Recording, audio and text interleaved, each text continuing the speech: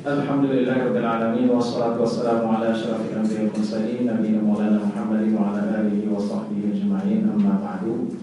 Bapak dan ibu-ibu yang dimuliakan Allah Subhanahu wa taala, puji dan syukur selalu kita panjatkan kepada Allah pada hari yang cerah ini. Allah mempertemukan kita di tempat yang berbahagia ini dalam rangka manasik dan mengkaji hal-hal yang perlu dilakukan ketika melakukan ibadah haji.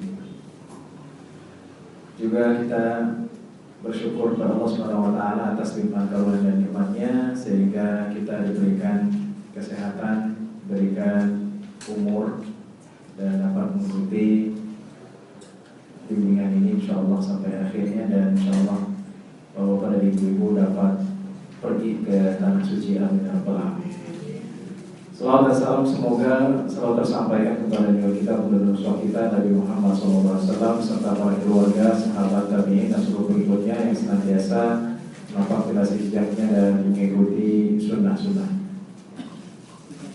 Bapak dan Ibu yang Allah Subhanahu wa taala, tema pada pagi hari ini adalah tentang penyimpangan akidah dalam haji. Dan itu berkaitan dengan yang telah disampaikan oleh Pak Syamsul Kamal. Jadi saya memperkenalkan diri bahwa nama saya Pak Murado.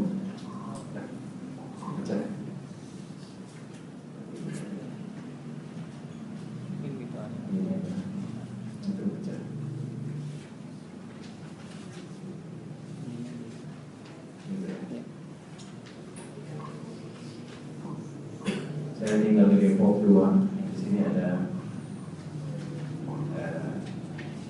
saudara dan ada tetangga juga yang ada bapak dari kakak saya.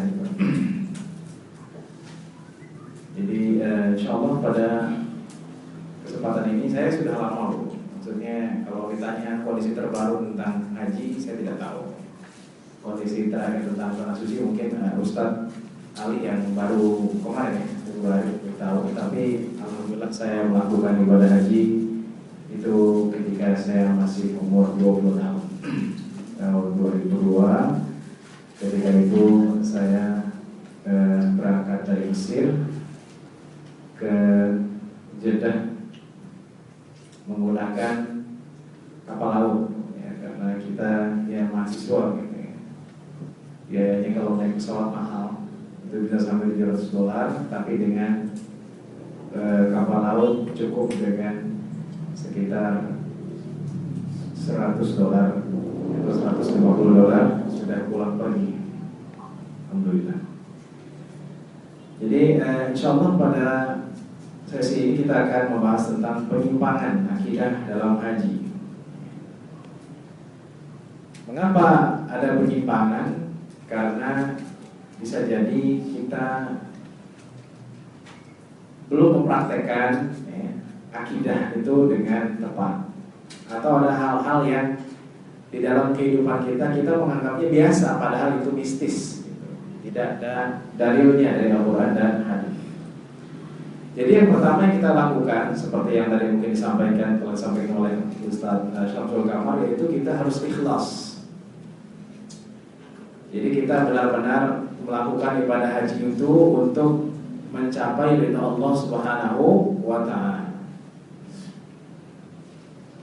Bukan untuk mencari gelar misalnya.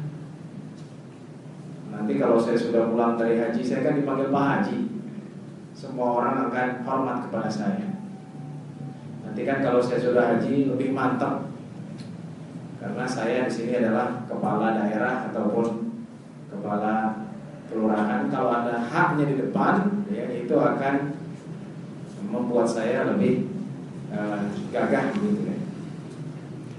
Allah Subhanahu wa taala berfirman, "Wa ma umiru illa liya'budullaha mukhlishina lahu ad-din hunafa wa yuqimus salata wa yutuz zakata wa dzalika dinul qayyim." Al-Baqarah ayat 5. Dan tidaklah mereka diperintahkan kecuali untuk beribadah kepada Allah dengan ikhlas baginya agamanya. Hunafa, lurus, mendirikan salat, menunaikan zakat, dan itu adalah agama yang lurus, qayyimah. Jadi ikhlas. Bagaimana ikhlas itu dipraktekkan? Yang pertama, tidak melakukan haji ya, karena ingin dilihat ria atau ingin disum'ah, ingin didengar.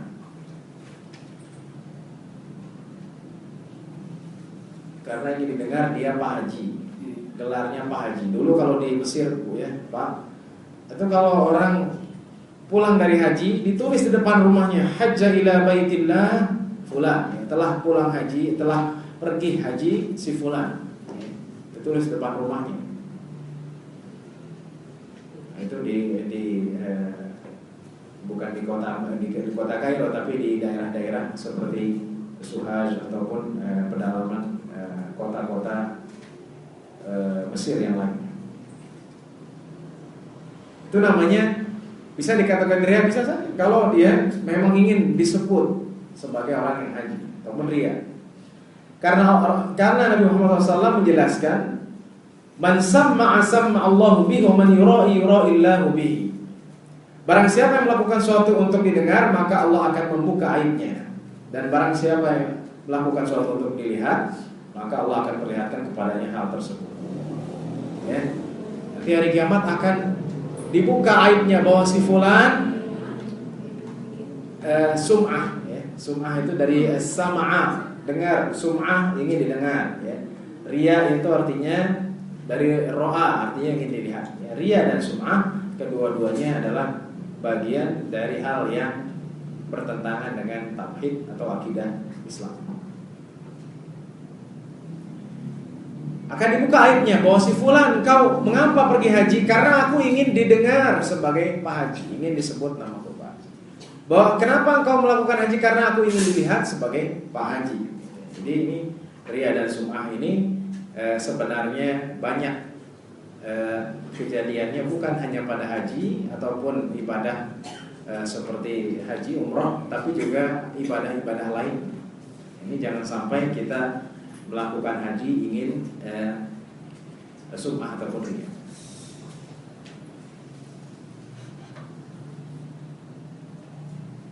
Ya. Ikhlas itu artinya kita benar-benar untuk Allah. Ikhlas itu bisa diterjemahkan dengan ketulusan. Saya tulus untuk Allah Subhanahu wa ta'ala. Kalau misalnya yang berangkat bapaknya dulu, gitu, ibunya belum berangkat, seorang istri harus ikhlas. Suaminya bilang, kamu ikhlas. Wah, istriku ikhlas, tapi dalam hatinya enggak ikhlas, belum ikhlas, belum siap. Itu harus tulus, ya. Ikhlas. Saya ikhlas kok. Kan sering orang ngomong saya ikhlas kok, padahal dalam hatinya menggerutu. Itu belum sampai ke derajat ikhlas yang diinginkan oleh Allah Subhanahu wa taala. Nah, ria itu termasuk di dalam syirik kecil. Jadi syirik itu bertingkat-tingkat. Ya Bapak Ibu sekalian, ada syirik besar, ada syirik kecil. Syirik besar bagaimana? Menyekutukan Allah langsung. Contohnya ke dukun. Ya, dengan gaya ke dukun fulan, eyang fulan, eyang fulan, gitu ya. Yang subur. Saya nggak tahu. Nah, itu namanya syirik besar. Ya, ya Pak ya. Kemarin ada di Global TV. Itu ada istrinya 7. Ini tidak berkaitan, cuma saya ceritakan. Ada yang membelikan di sini. Oh, kami alhamdulillah poligami bisa yang subur, adil dan seterusnya begitu kan. Apakah benar dikasih 50 juta? Ya, tidak mesti, tapi kalau ada ya. Berapa tinggal di rumah ini?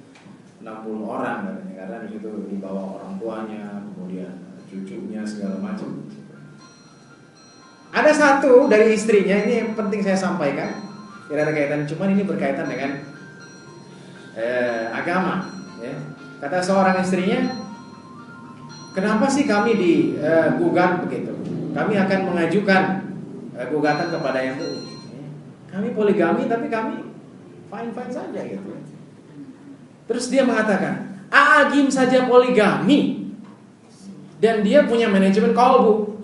Ya. Jadi artinya yang subur manajemen kolbu, sehingga istrinya 7 tidak ada yang komplain. Jadi ingin disamakan dengan AAI begitu ya. Nah, itu dia akan mengajukan banding, mengajukan gugatan karena MUI cuma mengeluarkan fatwa, sedangkan fatwa itu tidak kuat, bukan hukum secara positif, hukum yang jelas undang-undangnya, tapi dia hanya cuma fatwa. Nah, itu namanya syirik besar. Kalau syirik kecil itu adalah itu tadi. Hal yang aku sangat takuti dari kalian adalah syirik kecil. Sahabat bertanya, ya Rasulullah, apa itu syirik kecil? Rasulullah SAW pun menjawab, ria. Sesungguhnya Allah SWT mengatakan ketika membalas amalan hambanya, pergilah kepada orang-orang yang kalian ria kepadanya.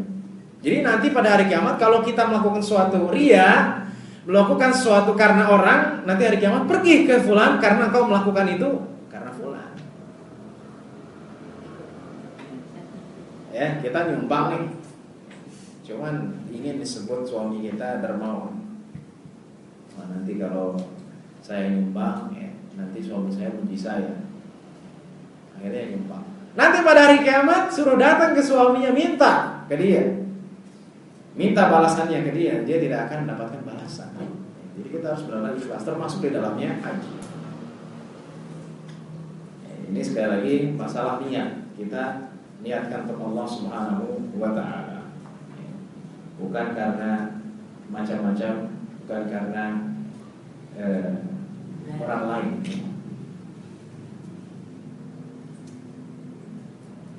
Kemudian, secara indriya juga ada yang disebut dengan membawa jimat ketika berhaji. Ustaz, nanti saya ngeri di atas pesawat karena saya baru pertama kali naik pesawat.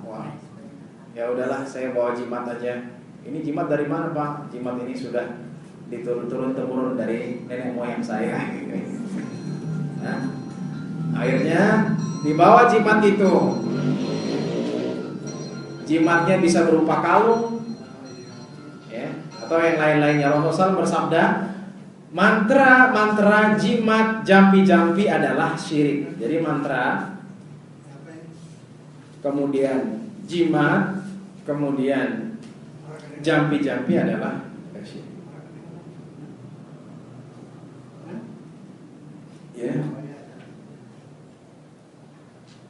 Ada tiwalah. Tiwalah itu artinya sesuatu yang berkaitan dengan sihir. Atau kita nyebutnya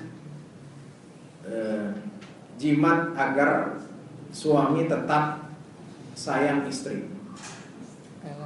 Apa namanya? Pelet. Jadi tiwala itu pelet. Melihat suaminya udah nggak suka lagi ya. Dulu awal-awal sayang, sekarang mamanya fulan ya, ngomel-ngomel terus, akhirnya pakai pelet. Nah, itu nggak boleh. Itu namanya tiwala, syirik.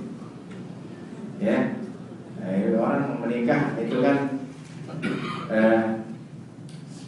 jarang yang maksudnya dia langgeng semenjak awal sampai akhir. Ya, insya Allah kalau kita mempunyai etikat yang baik, walaupun memang tidak seperti pengantin baru,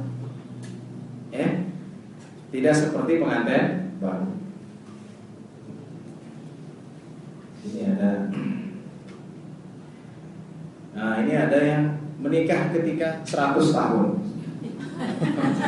Ini sering. Ya. Juga tadi ada di Detik orang menikah umur 86 tahun dengan perempuan yang umurnya 50 tahun lebih muda darinya. Jadi pokoknya yang namanya jimat itu tidak boleh dibawa. Ya. Insya Allah jamaah yang mengikuti KBIH Muhammadiyah tidak akan membawa jimat. Ya, jimat termasuk ini. Ya. Mungkin ibu pernah melihat ini. Ya. Ini juga termasuk jimat. Walaupun di sini ada Allah, quwwatu, qudratu, iradatu. Ini jimat, ada pedang-pedangnya di sini ya. Taruh di mana? Di kantong, di saku atau biar kebal atau nanti pesawatnya enggak jatuh gitu ya. Itu semua di tangan Allah Subhanahu wa taala. Ini juga termasuk jimat ya. Tasbih jimat Ustaz. Bisa jadi jimat kalau diyakini tasbih itu mendatangkan ke mana tasbihnya, Pak? Kenapa emangnya? nanti barangnya hilang kalau nggak bawa tasbih. Itu udah jadi jima, ya. Jadi tipis beda-beda tasbih untuk zikir dengan tasbih menjadi alat keramat, ya. Ini banyak di sini ya, jimat-jimatnya. Ada tulisan-tulisan Arab juga seperti ini yang tidak berbentuk ya, tulisan doang, alif, lam, mim, ha, apa itu nggak ada artinya. Ini jimat.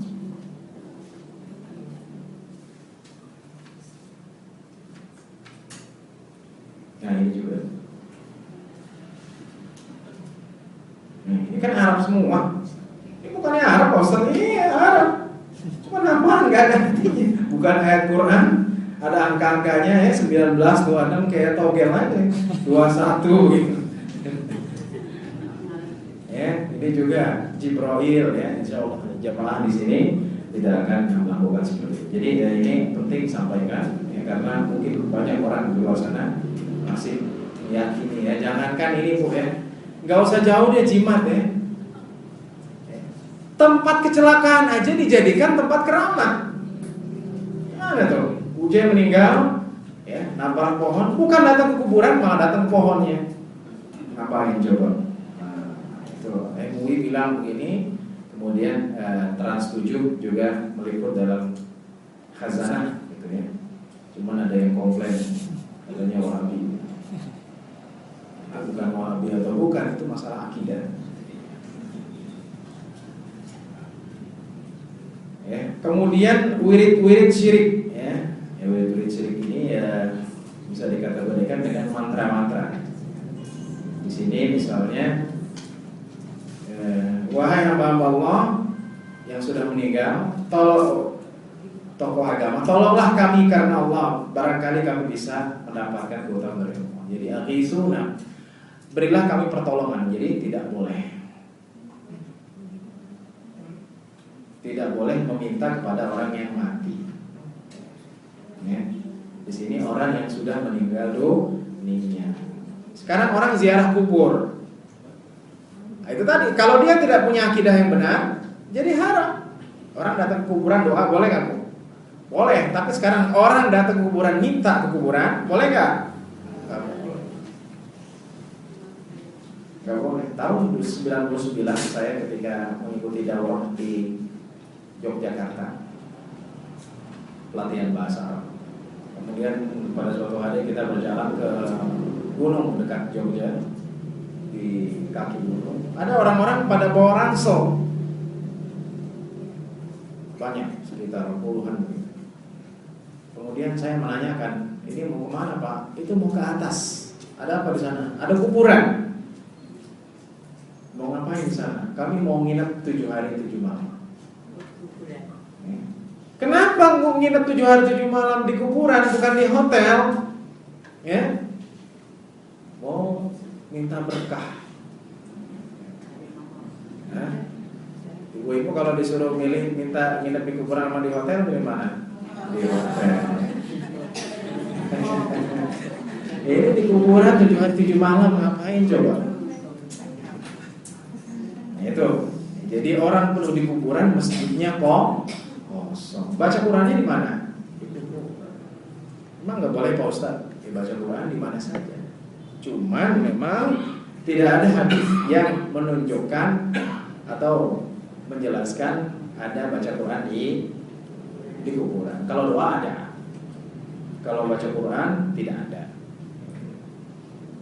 Apakah boleh atau tidak? Ya, sebaiknya kalau bisa di masjid ya, ataupun kalaupun membaca ya dalam batas-batas doa. Jadi tidak terbalik. Jadi kuburan penuh, kemudian juga masjid menjadi kosong. Jadi kemudian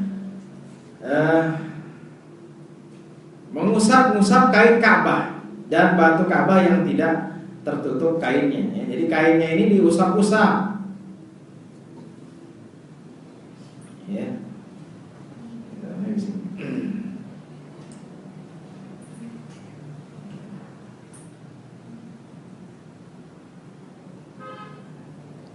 Boleh juga memakai ihram dari rumah sebagai langkah hati-hati.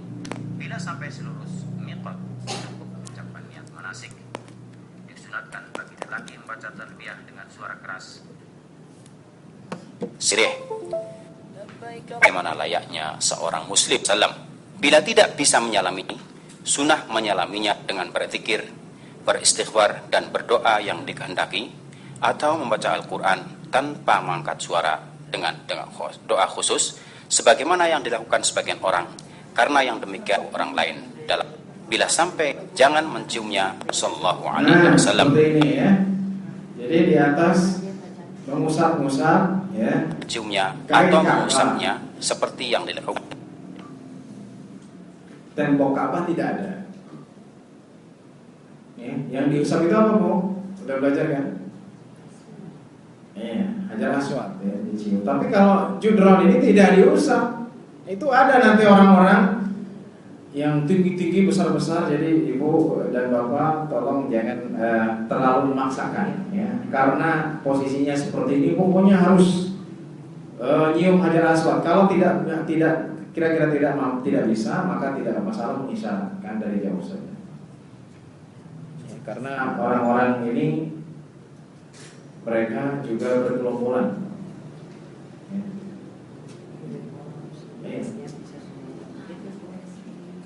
Waktu saya 2002 saja ada 4 orang itu nggak tahu dari Afrika mana, hitam, putih, ya. Itu giginya sangat putih. 4 orang dia bergandengan, tinggi ya, saya nggak tahu 180 atau 2 meter gitu. Itu menghadang kita yang lagi kita masih muda, ini kerasa gitu bagaimana kuatnya orang Afrika. Apalagi ya yang maksudnya yang sudah banyak, umurnya juga sudah banyak. Jadi bapak dan ibu mohon agar tidak memaksakan diri untuk Bukan sebagian orang, karena hal ini bertentangan mengucapkan doa di antara rukun Yamani dan Hajar Aswad, Rabbana atina fid dunya hasanah. Ada beberapa kesalahan bagaimana ia mulai putaran.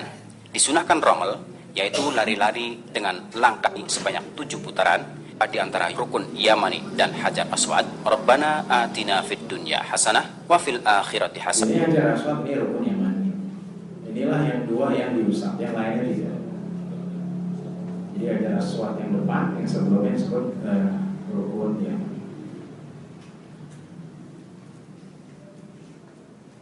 Ya. Apalagi meyakini kalau misalnya mendatangkan manfaat atau madarat itu termasuk syirik.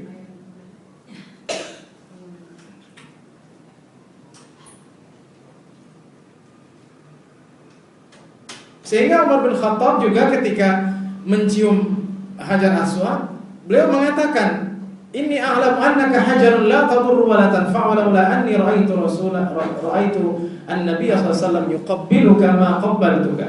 Aku tahu engkau adalah batu, tidak memberikan madarat dan tidak memberikan manfaat. Seandainya aku tidak melihat Rasulullah menciummu, aku tidak akan menciummu, wahai batu.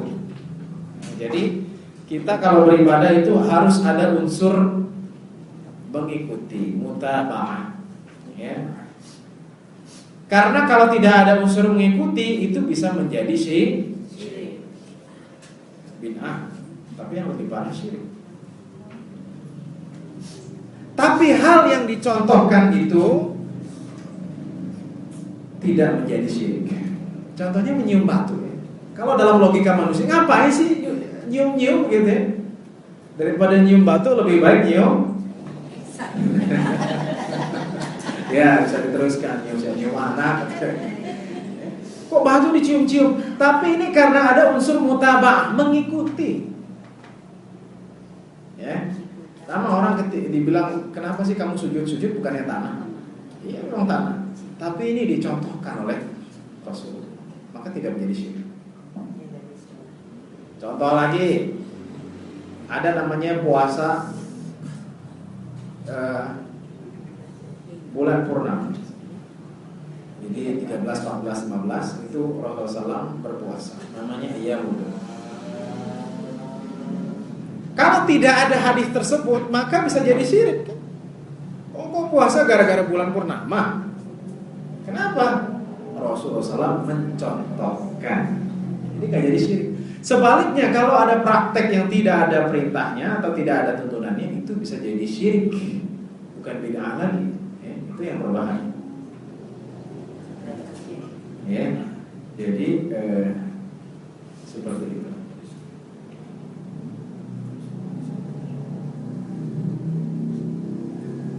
Kenapa sih Ustaz syirik bid'ah? Ya, itu hal yang memang sudah jelas.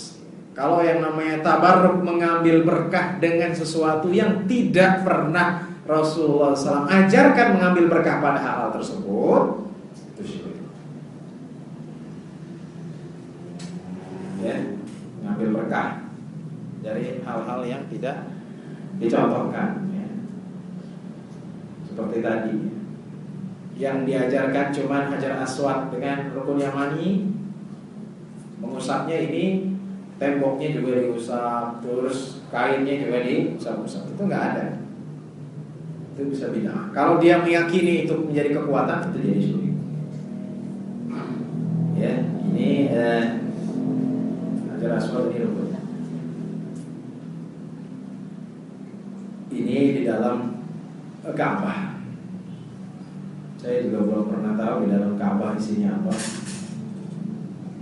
Cuma ada yang posting.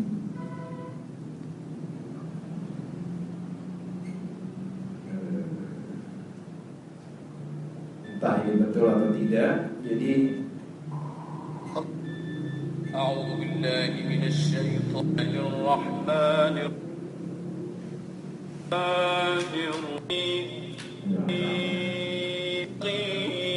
عليهم غير المغضوب عليهم ولا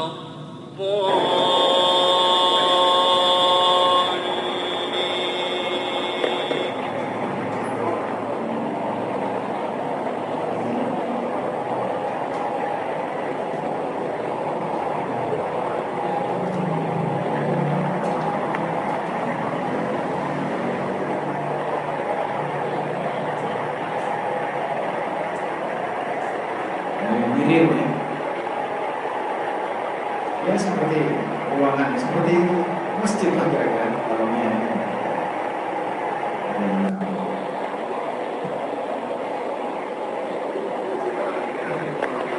Ini ada logo Muhammadiyah kan?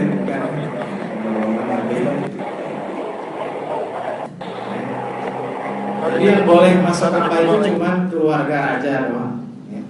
Dan orang-orang yang diizinkan oleh kerajaan. Yang lain tidak boleh.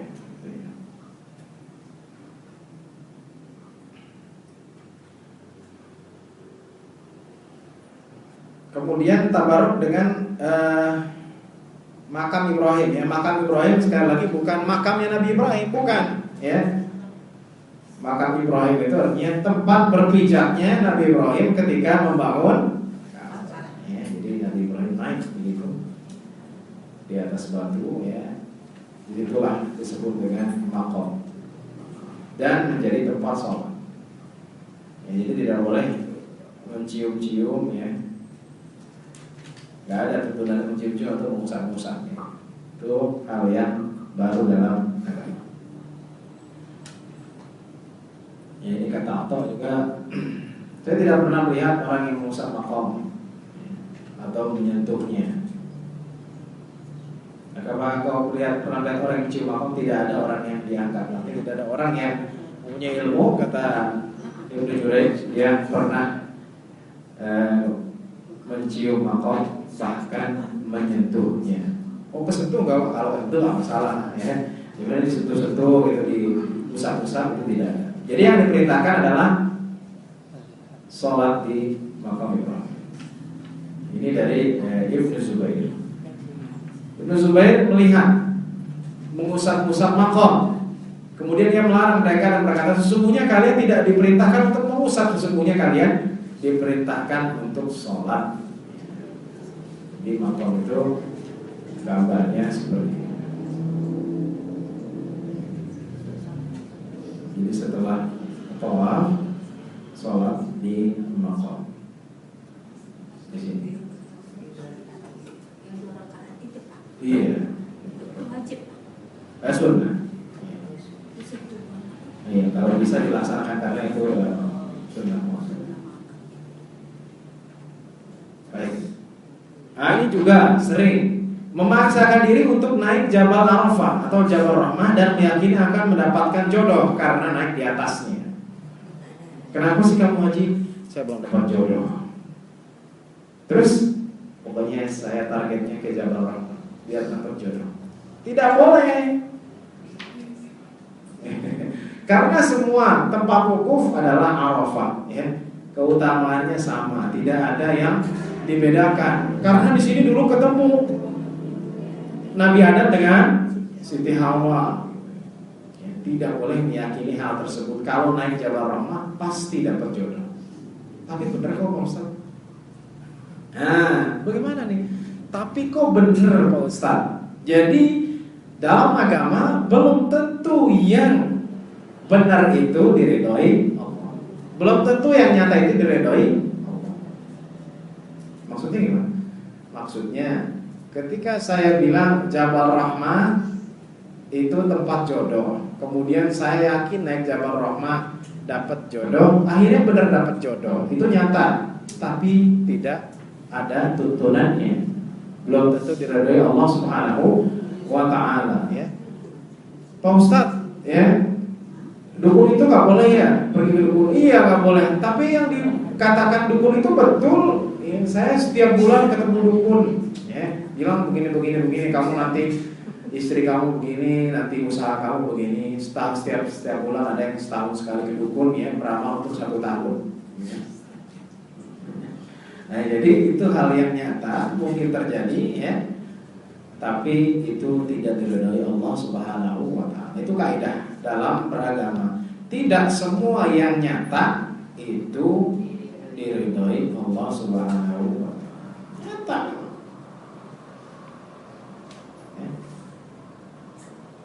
Ada yang nyata, ada yang enggak nyata, ya. Seperti korban yang subur. Itu enggak nyata, ya. Ada yang banyak hartanya yang diambil. Ini di sini, ya, di Jabal Rahmah.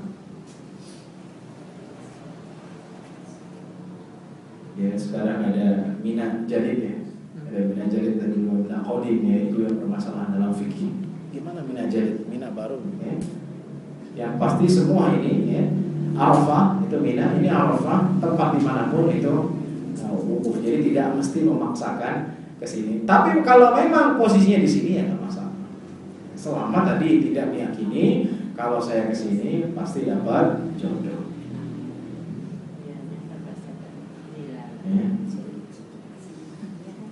Ini sepi, sama ketika saya di sana juga sepi. Ini mungkin fotonya terlama. Sekarang udah baru, udah banyak berubah.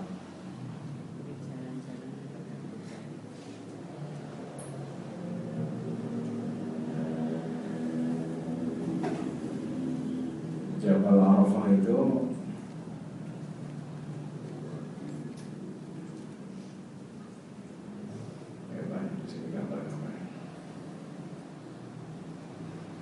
Jabal Arafah atau disebut juga Jabal Rahmah. Ya, nanti dia penuh seperti ini, Bu.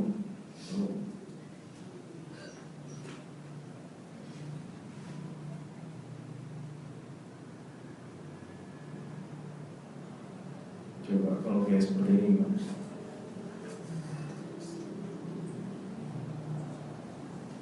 Atau ini namanya masjid apa? Ya, Amirah. Kemudian selain itu juga, nah ini juga penting tadi Jabal Rahmah, ya. Jadi Pak Ustaz boleh atau tidak? Boleh. Ustaz tidak pernah melarang, silakan. Tapi itu tadi nggak boleh kita punya keyakinan kalau naik Jabal Rahmah pasti dapat jodoh. Itu aja. Kalau mau naik silakan, berdoa silakan, tapi bukan karena Jabal Rahmah. Nah ini juga, ya. Ini mungkin yang tabaruk dengan mengambil pepohonan di Mekah, batu dan membawa pulangnya. Ya, jadi ada batu dibawa pulang. Ya, ini berkah nih. Kalau nanti saya ke Indonesia, ya nanti saya mau pajang, ya. Biar nanti rumah saya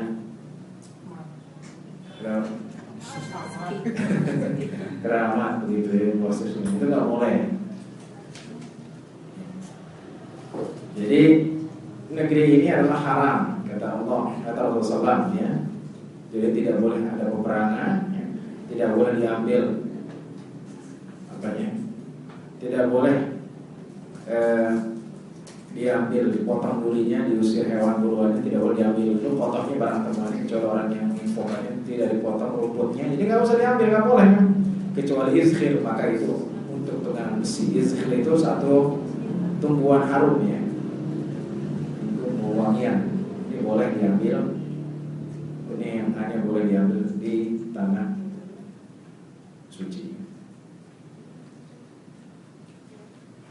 Ini video juga pernah saya setel. Bagaimana ini? Jadi orang Syiah ini banyak, mulai ada di Mekah. Ini makam, ini di Baqi, ini makam Fatimah. Jadi mereka pertama selawatan begitu, terus lama-lama mendekat, kemudian diambil tanah di mana Fatimah di. Ini kita lihat. Ini perempuan-perempuan orang Syiah. Kita lihat ini orang-orang Syiah. Wa ali Muhammad Allahumma salli wa sallim.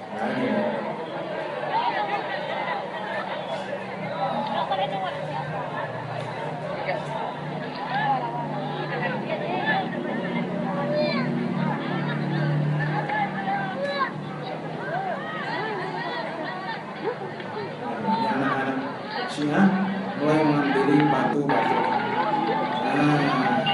Jadi nggak usah boleh. Karena anak gedenya juga ikut nanti. Muhammad, wali Muhammad. Allahumma salli wa sallim ala Muhammad, wali Muhammad. Allahumma salli wa sallim ala Muhammad, wali Muhammad. Allah.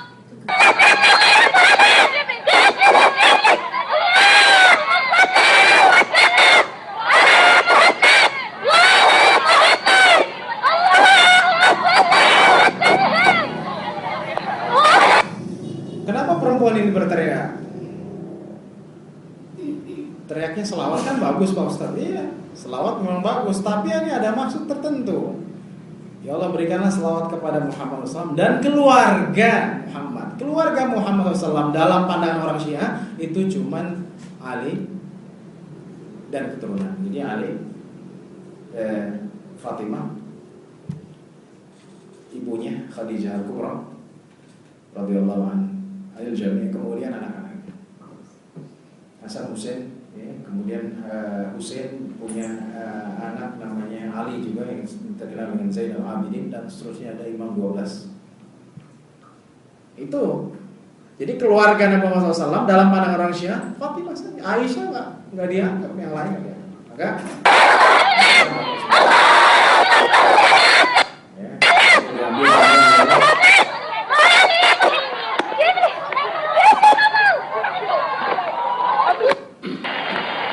Maka diusir, akhirnya orang-orang Syiah diusir bebas. Ya, jadi nggak usah. Tapi saya Pak Ustadz ngambil tanah buat bangun rumah. Tanah bangun rumah, ambilnya sekarung gitu ya. Ya, jadi nggak usah seperti itu. Termasuk juga penyimpangan akidah ketika berziarah ke makam Nabi. Nanti ada yang mungkin kalau ibu ada yang ke Mekah duluan atau ke Madinah duluan. Jadi ada memang namanya sebut ziarah. Ya, ziarah itu artinya mengunjungi. Cuman kalau bahasa Indonesia namanya ziarah itu ke makam. Saya baru pulang dari Maroko gitu, masih ke bawah bahasa Arab gitu. Saya bilang saya mau ziarah ke rumah kamu. Katanya emang rumah saya kuburan gitu. Ziarah dalam bahasa Arab itu artinya mengunjungi. Berziarah ke makam artinya mengunjungi makam. Cuman dalam bahasa Indonesia ziarah itu identik dengan makam, dengan makam dan kuburan. Jadi yang mengusap-usap kuburan Nabi sama, yang minta istighosah seperti tadi, mengambil Ada hadis palsu, barang siapa yang pergi haji dan tidak menziarahku maka dia telah berbuat kasar. Iya memang hadis ini palsu, namun ada ziarah juga termasuk sunnah. Tapi kalau hadis ini tidak, karena yang tidak mengunjungiku maka dia telah berbuat kasar. Nah ini makam Nabi Muhammad SAW. Yang mana makamnya, Pak? Kanan, kiri, tengah. Yang mana? Tengah. Yang kanan? Abu Bakar. Yang kiri? Umar. Tangannya gimana maksudnya? Yang gede ini. Yang tengah. Jadi yang pintunya gede. Jadi nanti dari kesini, kesini, kesini. Cuma agak susah ya. Biasanya sini udah pada ngantri semua.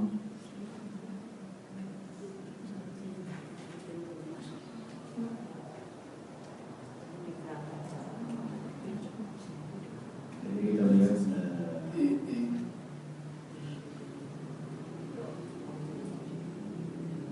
Hal ini hanya terhitung satu kerikil, sedang yang benar melempar. Setelah selesai semua kewajiban di Mina, tawaf ini wajib diikuti wasallam.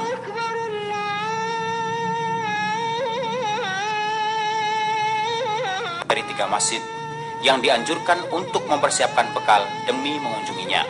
Rasulullah SAW bersabda, tidak dianjurkan untuk mempersiapkan bekal perjalanan kecuali untuk mengunjungi 3 masjid, yaitu Masjidil Haram, masjid saya ini, dan Masjidil Aqsa. Jadi posisi kuburan Nabi Rasulullah bukan di dalam masjid. Ini yang perlu diingat. Wah ini kok kuburan di dalam masjid, Pak Ustaz, bukannya nggak boleh? Bukan, jadi dia di. Perlu Anda ketahui, waktunya sepanjang tahun, lebih baik daripada 100.000 kali sholat. Kemudian bersalam kepada Rasulullah SAW. Bila Anda sampai di depan Masjid Nabawi, dahulukan kaki kanan untuk memasukinya. Bacalah bismillah, sholawat kepada Rasulullah, dan mohonlah kepada Allah agar dibukakan pintu-pintu rahmatnya. Dengan berdoa, A'udzu billahil azim wa wajhihil karim wa sultanihil qadim. Membaca doa tersebut bila akan memasuki masjid manapun. Setelah itu, dirikan sholat 2 rakaat tahiyatul masjid. Lebih utama bila dilakukan di raudhah. Bila tidak mungkin, di raudhah itu antara mimbar dengan rumah Nabi, yaitu makamnya. sholatlah dimanapun di dalam Masjid Nabawi. Kepan Kalau laki-laki dan suara merendah. Kalau perempuan biasanya. Assalamu alayka ayyuhan nabiy wa rahmatullahi wa barakatuh. Allahumma atihi al-wasilata wal fadila wab'athhu al-maqam al-mahmud alladhi wa'adtah. Allahumma juz'ihi an ummatihi afdal al-jazaa. Kemudian bergeserlah sedikit ke arah kanan agar dapat berdiri di hadapan kubur Abu Bakar Siddiq radhiyallahu anhu. Ucapkan salam kepadanya dan berdoalah memohon ampunan dan rahmat Allah untuknya. Mengusap jendela-jendela kamar dan dinding-dinding masjid. Menghadap kubur saat berdoa, sedang yang benar adalah menghadap kiblat saat berdoa. Disunatkan setelah itu, nas'alullah lana wa lakum. Bagaimana Rasulullah SAW mengajarkannya kepada para sahabatnya. Assalamu alaikum ahlad diyari minal mu'minina wal muslimin wa inna insyaallah bikum Tapi memang lahiqun. bangke nggak tahu sekarang ada perlu sama kayak gitu. Segitu aja. Tapi luar biasa, bangke ini nggak pernah kepenuhan. Jadi selama 40 hari saya di Madinah dulu, itu setiap hari di Mekah sekitar, karena saya ke Mekah dulu baru ke Madinah, baru pulang ke Madinah sekitar 15 hari kalau lebih. Itu ada aja orang yang disolatin dan dikuburan di Baki. Tapi Baki nggak numpuk-numpuk. Saya mana? Setiap kali ada orang menguburin saya ikut ke dalam. Ya dulu masih gampang, nggak tahu sekarang yang khusus. Liatin, masuk. Nanti besoknya lagi ada lagi, masukin lagi. Luar biasa. Jadi ini mungkin salah satu, ya ini adalah salah satu kekuasaan Allah Subhanahu wa Ta'ala. Nas'alullah lana wa lakum. Untuk berbuat demi tawafnya di sekitar Ka'bah, zikir. Ya, Mungkin itulah yang bisa saya sampaikan pada sesi tentang penyimpangan akidah dalam ibadah haji. InsyaAllah kita akan kembangkan dalam sesi berikutnya. Semoga bisa dipahami oleh Bapak Ibu yang Allah SWT. Sekian saya. Alhamdulillah. Wassalamualaikum warahmatullahi wabarakatuh. Bapak Ibu jamaah sekalian, demikian tadi materi tentang penyimpangan akidah dalam haji. Ada beberapa hal yang perlu kita cermati dan kita pahami agar ibadah kita yang kita lakukan betul-betul ikhlas karena Allah dan juga sesuai dengan apa yang telah ditetapkan oleh Allah dan dicontohkan oleh Rasulullah SAW. Jika kita melakukan ibadah yang tidak sesuai dengan yang dicontohkan oleh Rasulullah, maka itu adalah bid'ah. Dan jika meyakini bahwa itu mendatangkan sesuatu yang sesungguhnya tidak pernah diajarkan Rasulullah, itu bisa jadi adalah satu perbuatan yang syirik. Dan kita berusaha agar ibadah haji kita adalah betul-betul karena Allah dan tidak ada kesyirikan dan kebid'ahan yang kita lakukan dalam ibadah haji, agar ibadah haji kita diterima Allah Subhanahu wa taala. Baik Bapak Ibu, kita masih ada waktu kurang lebih 40 menit sampai 50 menit ke depan. Kita bisa bertanya jawab berkaitan hal-hal dengan penyimpangan akidah dalam pelaksanaan haji. Pada yang mau bertanya kami persilakan. Yang belum absen ya? Belum absen kayaknya ada beberapa. Atau di ada? Yang belum absen. Silakan Pak. Iya, silakan. Terima kasih. Assalamualaikum warahmatullahi wabarakatuh. Waalaikumsalam warahmatullahi wabarakatuh. Nama saya tadi sudah ya, anak Ustadz dari Sabah. Ada 3 pertanyaan yang sudah saya tulis di sini. Tadi dijelaskan oleh Ustadz bahwa niat kita itu harus ikhlas, itu haji. Tidak menginginkan hal-hal yang lain kecuali keridhaan Allah. Namun di sini sering kita melihat bahwa orang-orang yang pulang haji itu menampilkan hal di depan namanya, termasuk para ustadz juga demikian. Itu satu ya saya bacakan pertanyaannya. Yang kedua, masalah syirik atau bid'ah. Apakah masalah bid'ah ini di dalam syariat itu ada bid'ah yang hasanah? Yang ketiga, saya sampai sekarang tidak mengerti kenapa masjid itu namanya Masjidil Haram. Terima kasih. Wassalamualaikum warahmatullahi wabarakatuh. Assalamualaikum warahmatullahi wabarakatuh. Ada lagi? Silakan Bapak. Assalamualaikum warahmatullahi wabarakatuh. Waalaikumsalam. Kebiasaan kita pada saat kita berangkat ke tempat haji sebelumnya kita sering melihat kemuliaan walimatul syafar, walimatul haji. Jadi apakah wajib atau memang ada batasan-batasan tertentu kita bisa menjaga besar dari penyimpangan yang bertentangan dengan tidak ada hadis barangkali itu. Ya. Lagi Pak? Ya silakan Pak Ansur. Assalamualaikum warahmatullahi wabarakatuh. Assalamualaikum. Ini kebiasaan bagi orang-orang yang pernah melaksanakan haji.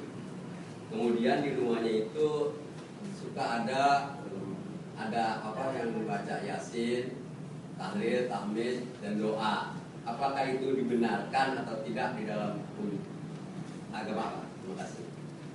Jadi ketika orang berangkat haji di rumahnya dibaca Yasin itu Pak? Iya, itu katanya mendoakan, ngirim sebagai ya. Apa itu diwajib benarkan dalam agama? Baik, ada lagi Pak?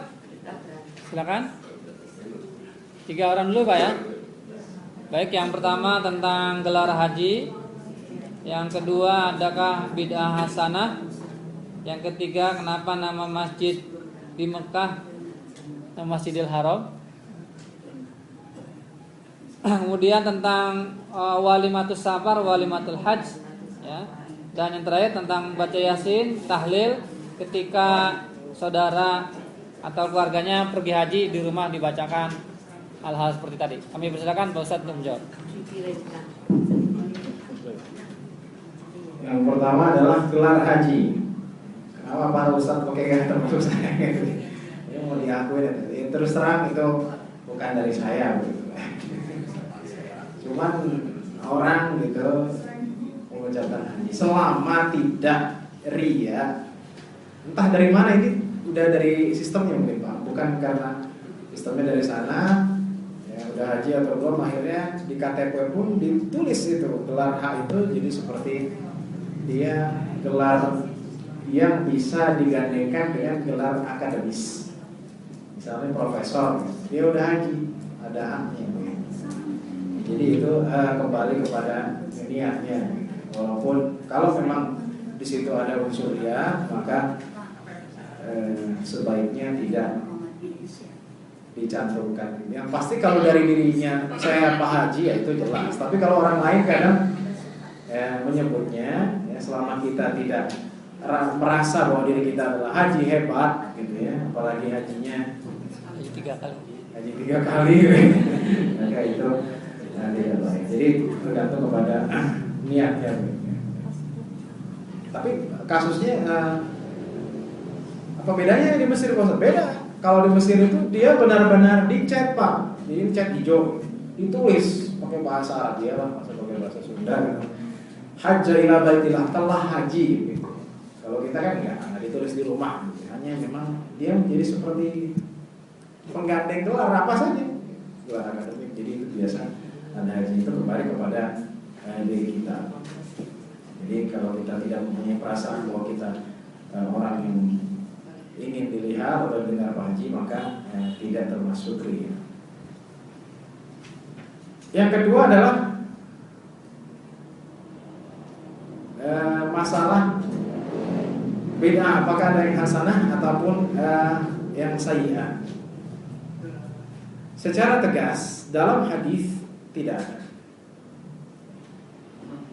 Rasul mengatakan, ya, fa inna kulla muhdatsatin bid'ah wa kulla bid'atin dhalalah. Dalam riwayat lain wa kulla dhalalatin finnar. Ya. Jadi yang bid'ah itu adalah sesat. Jadi saya tidak setuju kalau bid'ah itu dibagi menjadi hasanah ataupun dhalalah. Dari mana ini Pak Ustaz? Saya pengen tahu. Ternyata ini perkataan seorang ulama. Ya. Namun ulama ini tidak memaksudkan makna yang hakiki dari bid'ah itu.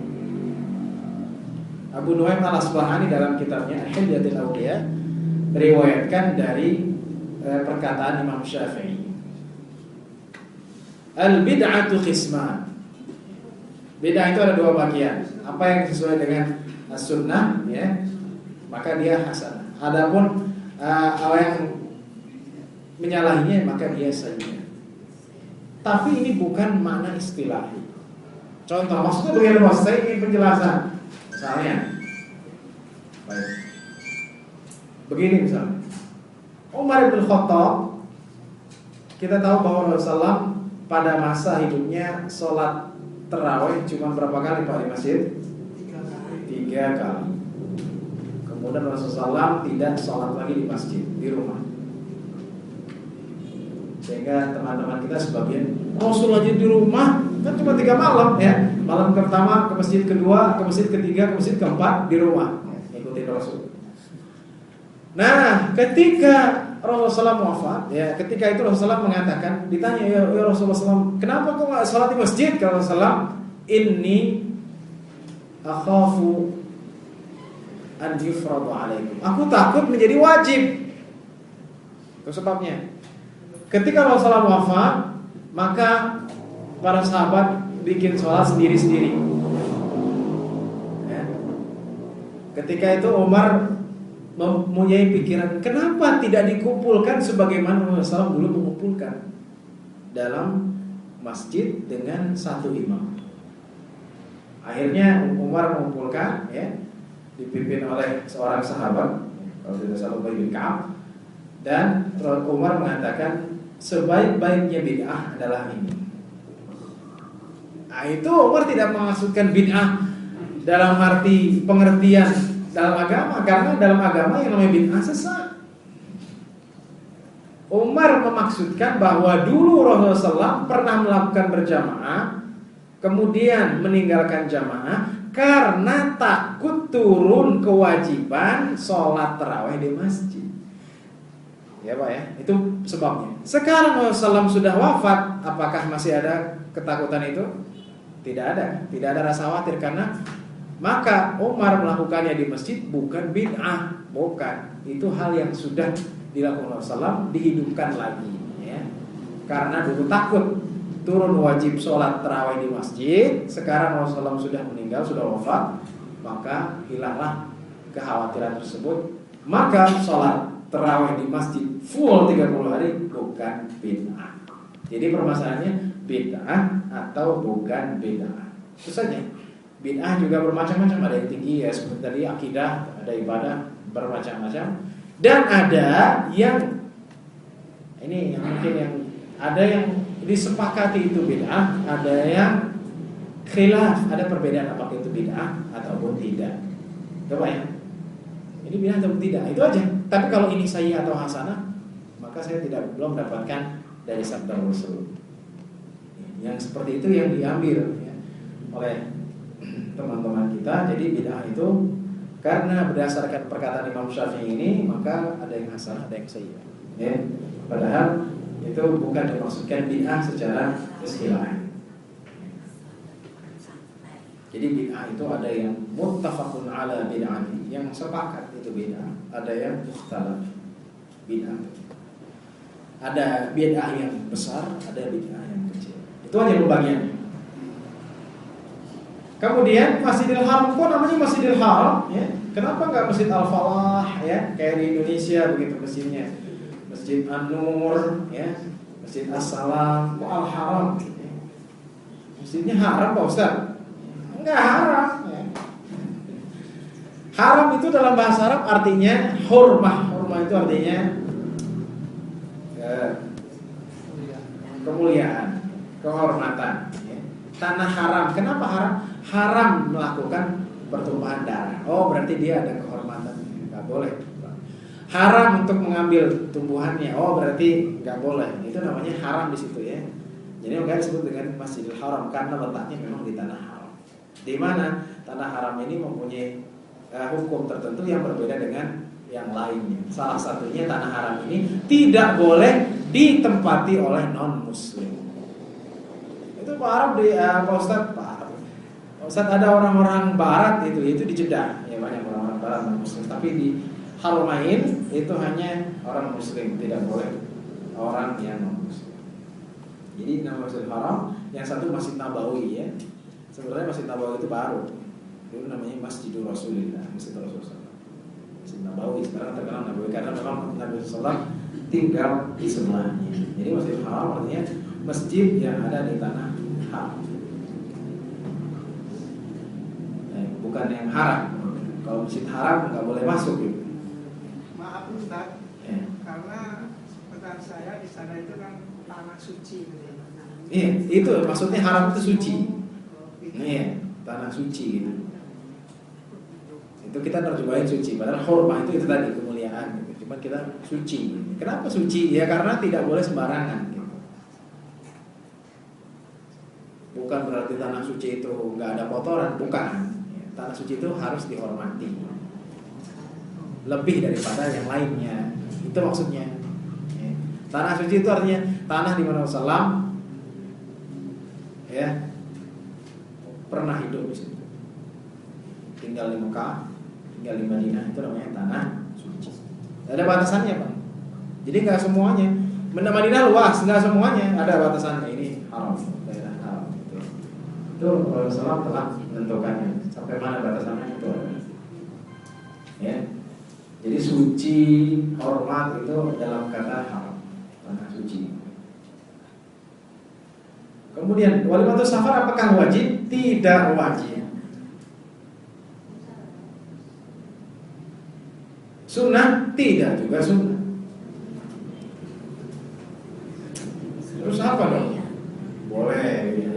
kan tasyakuran Pak Ustaz. Oke, kalau tasyakuran masalah. Tapi tidak wajib, Pak. Tapi jangan ditambah-tambahin gitu. Karena waktu safar, tasyakuran, doa-doa gitu. Terus habis itu diazanin. Itu nggak ada. Jadi gini, bayi yang baru lahir diazanin tidak? Diazanin karena hadisnya, ada hadisnya. Walaupun ya hadisnya masih dalam perselisihan, tapi kita mengatakan ada hadis. Diazankan. Maka orang menganalogikan, Pak. Oh, berarti kalau meninggal diazanin. Makanya kalau mau dimasukin ke liang diazanin. Pakai analogi, enggak ada hadisnya. 2. Oh, berarti kalau kemungkinan mati diazanin. Kapan? Pas mau haji. Mungkin. Jadi kalau lahir diazanin, meninggal diazanin, kemungkinan meninggal diazanin. 3. Nanti mungkin ada yang keempat membawa. Jadi tidak ada itu, Pak ya. Yang ada diazankan itu ketika lahir dan ketika datang waktu sholat. Itu yang ada hadis. Selebihnya itu hanya menggunakan analogi. Oh, kalau ini berarti lahir aja diazanin, mati juga dong kan gitu. Mati diazanin, kalau kemungkinan mati diazanin juga. Pergi jauh gitu ya, insyaallah. Semoga Allah memberikan keselamatan bagi kita. Ya, seperti itu. Jadi hukumnya bukan wajib ataupun sunnah, boleh saja itu dalam rangka tasyakur. Bagi-bagi makanan niatnya itu menjadi pahala bagi yang kemudian membacakan Yasin untuk orang haji. Ada atau tidak? Kalau kita lihat hadis tidak ada. Itu memang karena begini Pak. Sebenarnya bukan Yasin aja, semua Al-Quran bisa dibacakan. Ya, inilah intinya kita berdoa. Karena ada satu hadis yang dhaif dalam hadis Tirmidzi, inna likulli syai'in qalban wa qalbul Qur'an Yasin. Setiap sesuatu ada jantungnya, dan jantung Al-Quran adalah Yasin. Makanya apa-apa Yasin ya, yang lain nggak pernah dibaca. Bukan saya menentang Yasin, bukan, itu bagian dari Al-Quran. Tapi saya ingin mengatakan ya, fadilah bacaan Al-Quran itu hadis-hadisnya lemah.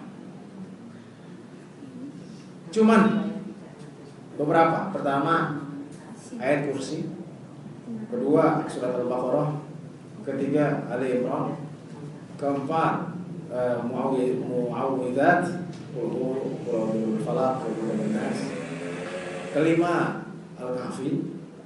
Udah, selebihnya hadisnya loh, termasuk surat Yasin. Bukan berarti baca Yasin kamu tidak, silahkan baca Yasin. Cuman meyakini Yasin sebagai jantung Al-Quran itu hadisnya lemah. Jadi surat-surat lain bisa dibaca. Jadi berdoa untuk orang yang haji boleh nggak? Boleh. Baca surat Yasin. Nah, ada, kalau tidak ada. Tahlilan ada juga begitu. Ya intinya mendoakan ya. Surat apa saja bisa dibaca. Jangan sampai terbalik. Di sini dibacain surat, di sono nggak baca surat ya. Udah dekat apa? Hotelnya dekat Masjidil Haram, waduh, azan udah di sini aja deh. Kan kelihatan katanya, gitu. Jadi malas-malasan. Jangan terbalik. Di sini di Indonesia dibacain Al-Quran, ya Allah bapak saya semoga selamat, gitu. Ditransfer pahala ini di sono nggak ngapa-ngapa, gitu ya. Malas-malasan, jangan sampai seperti itu. Jadi intinya adalah mendoakan bagi orang yang haji silahkan saja, tapi tidak dipatok dengan bacaan tertentu. Begitu. Dan jangan sampai orang yang membacakan di Indonesia lebih getol daripada orang yang melakukan haji. Itu penting. Kita didoain, dibacain, kita sendiri nggak baca surat, ya. Malah sibuk ke pasar seng atau ke Samudera ada pasar. Ada lagi, Bapak?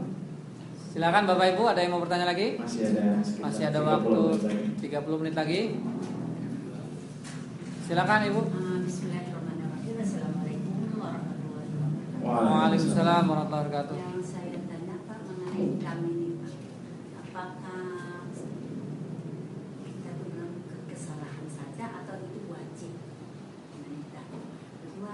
di sana itu pernah saya dapat berita pakai masker. Ini terima kasih.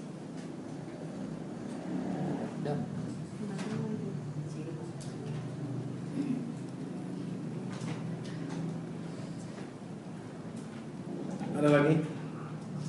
Silakan Bapak, Ibu. Ya cukup. Baik, dan itu kapan dilakukan?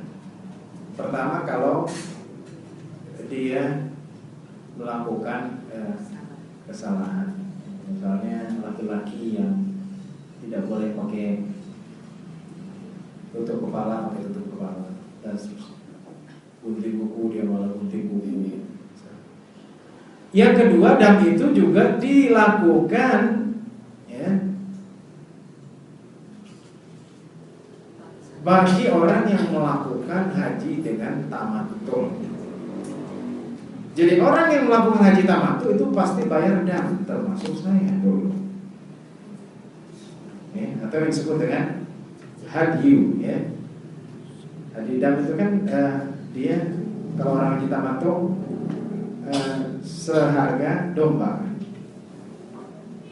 hewan. Jadi tamattu itu kita semuanya haji tamattu. Tamattu apa sih? Udah belajar belum? Jadi orang haji tamattu itu adalah orang yang haji niatnya umroh, kemudian setelah umroh baru dia haji. Bingung. Jadi gini, kita sekarang mau berangkat dari Indonesia, ya, dari ke Madinah dulu, nanti ke Madinah, dari Madinah baru mulai mikot,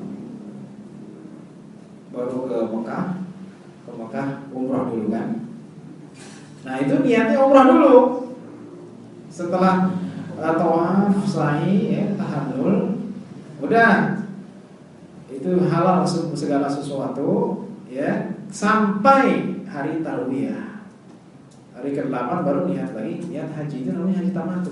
Kebanyakan orang Indonesia, bahkan orang Mesir melakukan haji tamattu karena itu yang paling mudah. Kok kita pasal? Bisa dijelaskan? Bisa. Kalau hajinya mufrad, itu dia niat haji dahulu. Saya datang dari Mesir itu sekitar tanggal 15 atau 16 Zulqa'dah. Ya. Datang mikotnya di atas kapal laut ya. Ketika sampai di mikotnya dikasih tahu ya bahwa mikotnya sudah pakai pakaian ihram, masuk Jeddah sudah dalam keadaan pakai ihram ya. Kemudian langsung dari Jeddah menuju Masjidil Haram tawaf.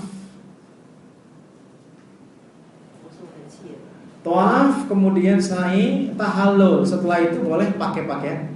Jadi kalau kita datang tanggal 15 ya, kan haji itu dari Syawal sudah bisa.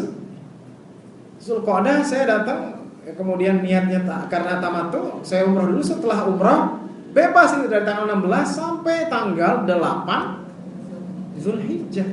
Kalau orang yang hajinya mufrad, dia tidak boleh pakai pakaian biasa. Orang-orang India nanti ibu jangan kaget, oh baunya dari radius 100 meter. Itu hajinya mufrad. Ya, misalnya datang tanggal 20 Zulqa'dah pakai pakaian haji, udah karena niatnya mufrad, dia tidak boleh melepas pakaian ihramnya sampai dia melakukan tawaf ifadah. Iya.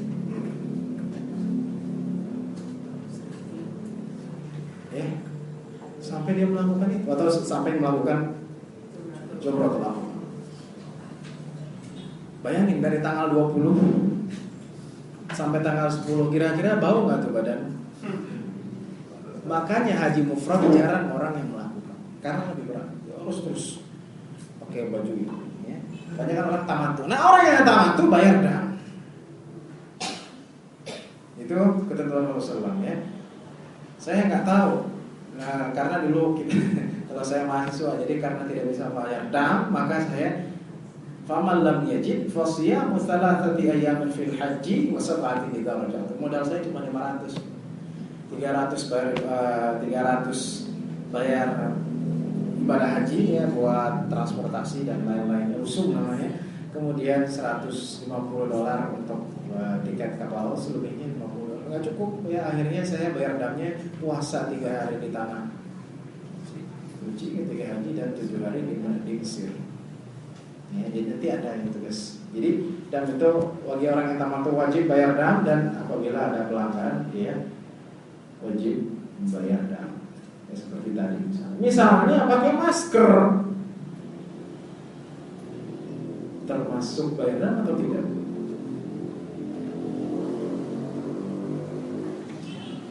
Nah, beda ya, dia nggak menutupin.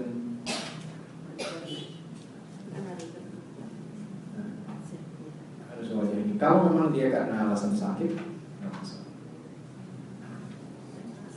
Takut virus Pak Ustadz, ya nggak usah takut. Tapi kalau memang dia lagi kurang fit, ya nggak masalah. Itu aja patokannya. Ya, insya Allah semuanya sehat-sehat. Walaupun nanti kita akan berjumlah pastinya dengan jutaan orang. Tahun 2002 jamaah haji itu jumlahnya hanya 200.000. Sekarang sudah 2 juta. Dari Indonesia aja 250.000. Iya, dulu dari Indonesia 20.000. Sekarang ada lagi pertanyaan? Satu lagi Ustaz. Iya, silakan. Di Masjidil Haram itu seandainya batal wudhu, ya batal wudhunya, kan kita nggak bisa melakukan sholat. Di sana kelihatannya tempat wudhu itu tidak terlihat jelas gitu loh di mana. Sedangkan kalau kita tayamum, di situ kan ada tempat wudhu, katanya begitu. Karena orang bersyukur kan kita untuk wudhu aja mungkin susah. Bagaimana gitu?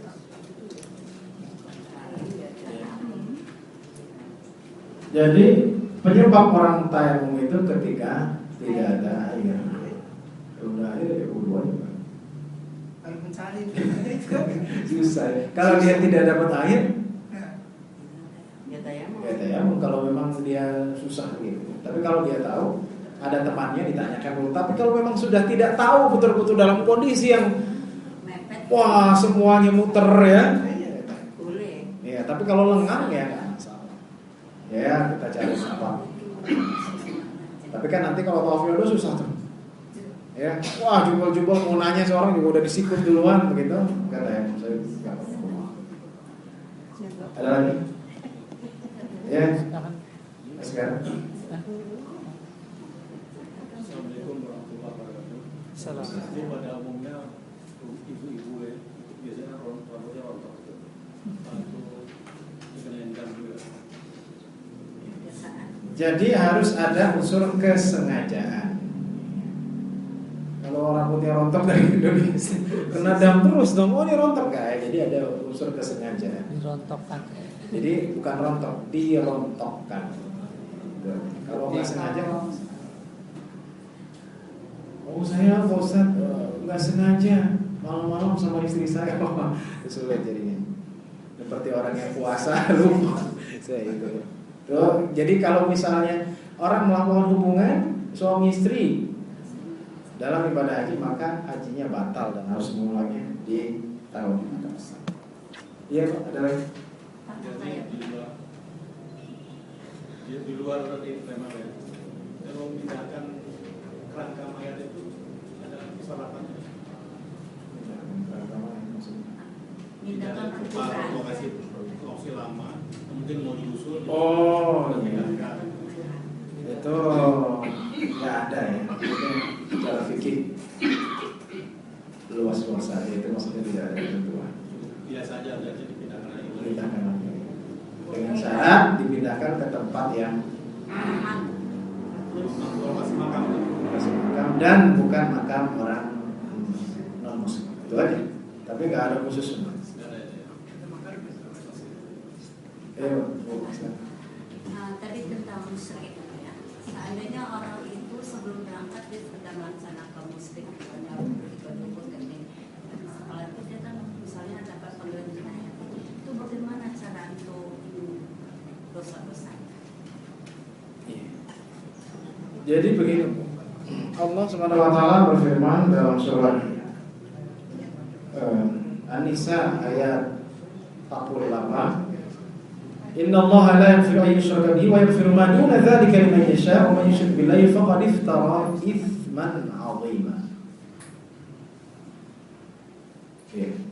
Jadi Allah tidak mengampuni dosa orang yang menyekutukannya dan mengampuni dosa-dosa yang selain itu bagi orang yang dikehendakinya. Tafsirannya adalah Allah tidak mengampuni dosa-dosa syirik apabila orang itu mati dalam keadaan syirik dan dia belum bertaubat atas dosa tersebut. Gitu. Jadi jelas. Jadi dosa apapun akan diampuni selama kita bertaubat sebelum kita wafat. Tapi kalau kita mati, ya lagi kayak yang fulan mati, itu tidak akan diampuni. Ya, lagi ke dukun, ke ponari atau yang lainnya. Ya lagi sesajen meninggal, nah itu langsung fi jahannam khalidan fiha abadan gitu. Dia akan masuk neraka di kekalahan. Tapi kalau dia sudah bertobat, ya itu bagus. Kalau dia ketika dukun kemudian dia haji bertobat, Allah akan ampuni. Jadi yang kita takutkan kita mati dalam keadaan syirik. Adapun orang yang melakukan dosa besar kemudian dia mati dalam keadaan itu, maka itu Allah yang memilih. Bisa Allah ampuni atau Allah cemplungkan dulu ke dalam neraka. Maksudnya misalnya lagi nunggak alkohol, ternyata spiritus mati. Jadi ada perbedaan minuman alkohol di Indonesia dengan di Australia itu apa? Saya bilang kalau di Australia bikin orang senang. Orang Barat ini makan pakai alkohol udah kayak minum soft drink. Tapi kalau di Indonesia yang namanya alkohol bikin mati karena dicampur dengan spiritus. Baru minum meninggal. Ya, itu bedanya. Jadi alkohol pun itu dicampur murah. Jadi kalau orang meninggal lagi nenggak alkohol, maka dia diserahkan kepada Allah. Bisa Allah menyiksanya dulu ataupun Allah mengampuninya. Tapi kalau orang yang mati dalam keadaan syirik, lagi nyembah atau datang ke dukun, kemudian pesugihan yang macam-macam, mati dalam keadaan itu, Allah tidak akan mengampuninya selama-lamanya. Iya. Jadi dilihat daripada endingnya. Baik, ada lagi? Silakan Bapak Ibu, sudah cukup ya? Cukup. Ya Pak, ya Bapak. Silakan Pak. Itu apa namanya? Kita pelanggaran itu. Oh nanti ada pelajaran lain. Iya. Pelanggaran haji. Pelanggaran haji ada. Ada sesi khusus gitu. Saya tadi secara sekilas saja. Yang kalau misalnya pakai untuk kepala, kemudian perempuan pakai cadar, pakai kulit kuku, pakai wangi-wangian. Jadi pakai wangi-wangian itu sebelum niat ihram. Tapi kalau sudah pakai ihram jangan pakai bau wangi yang ada. Iya, nggak apa-apa tuh hajinya haji ifrat ya. Hajinya tamat tuh kalau haji ifrat itu pasti tahu.